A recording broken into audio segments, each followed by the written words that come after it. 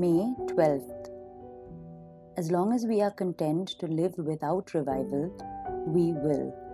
Leonard Ravenhill. It is so easy to be content with our spiritual lives, to stay in our comfort zones of traditions and rituals, worship habits and experiences, and familiar relationships. We are satisfied with our daily quiet time, church service on Sundays, and maybe a midweek Bible study. We don't want any more spiritual activity to clutter our time.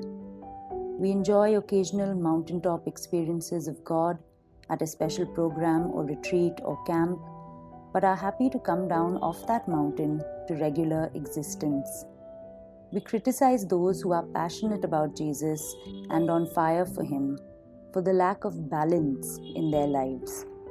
We say we love God, but too much of Him makes us uncomfortable. We say we have faith, but we don't want to be fools for Christ. Revival is uncomfortable.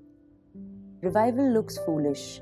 Revival is radical and fundamentalist and disorderly and uncontrollable, words that the contented church abhors. Revival will only come when we are in a state of discontent, when we are dissatisfied with the way things are, in our hearts, our homes, our society, our cities, and nation. Moses had a more intimate relationship with God than anyone in human history apart from Jesus. The Bible says that the Lord would speak with Moses face to face as a man speaks with his friend. He spent days on end in the very presence of God, whether on Mount Sinai or in the Holy of Holies. His face literally shone with the glory of God after each of these times of communion. God promised that His presence would go with Moses and the Israelites to the promised land, because He was pleased with Moses and knew him by name. But Moses was not satisfied. He said, "Now show me your glory." He refused to be content with what he already knew and experienced of God.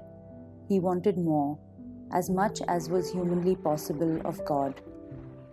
It needs to be the same with us.